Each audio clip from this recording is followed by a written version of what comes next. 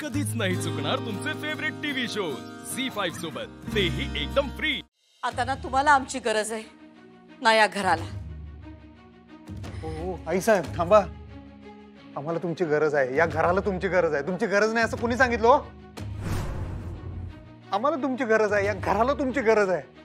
तुम्ही कुठे जाणार नाही आई साहेब, थांबा। अधिपती दर येळी तुमच्यामुळे आमचा पाय अडकतो। अडकतो ना मग थांबा की, या येळेला मी थांबा। नाही अधिपती नाही, त्या येळेला पण ह्या घराला आमची गरज नव्हती, पण आम्ही फक्त तुमच्याकडे बघून या घरात थांबलो। त्यांचा मार सहन केला, अपमान सहन केला, काठीने मारलं यांनी आम्हासनी। आता मी हुक्की आली की काठी आमच्या डोसक्यात घालतात। पण अधिपती आम्ही हे सगळं सहन करतोय आणि केलंय ते फक्त तुमच्याकडे बघून। माहित आहे आई साहेब, मला सगळं माहित आहे, पण हे घर कोणाचं आहे सांगा की? तुमचं आहे हे सगळं। नाही अधिपती नाही, आता आम्ही मान्य करू की हे घर आमचं नाही।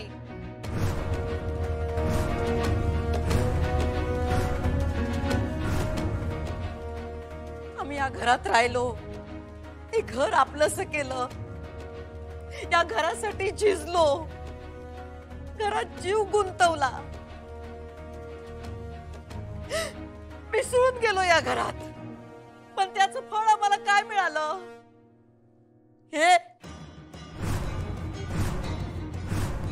ही कालची पोरगी, कालची पोरगी येऊन आपल्या नात्यावर बोट ठेवते।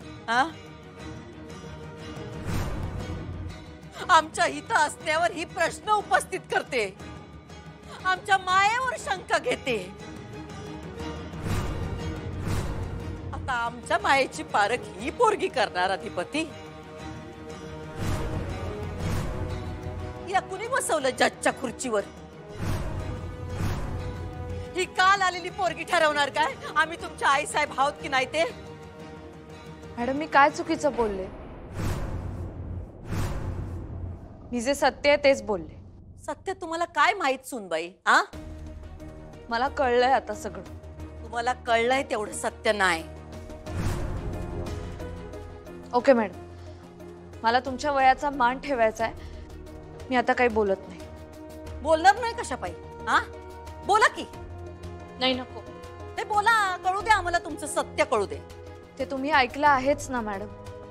पुण्यांदा सांगा, पुण्यांदा सांगा, आम्हाला तुमच्या तोंडून ऐकायचंय काय कळलंय तुम्हाला? ठीक आहे, तुम्ही केवळ अधिपतींच्या आईसारख्या दिसता म्हणून काही दिवसांच्या पाहुण्या बनून या घरात आलात आणि मग या घरात पाय रोवलेत। घरच्या मालकाला खोलीत कोंडून ठेवलं, घरातल्या मुलाला शाळेपासून दूर केलं कारण तुम्हाला सत्ता हवी होती। मान्य करा मॅडम, तुम्ही अधिपतींवर प्रेम नाही केलं। झी5 ॲप डाउनलोड करा आणि पहा सर्व एपिसोड्स एकदम फ्री।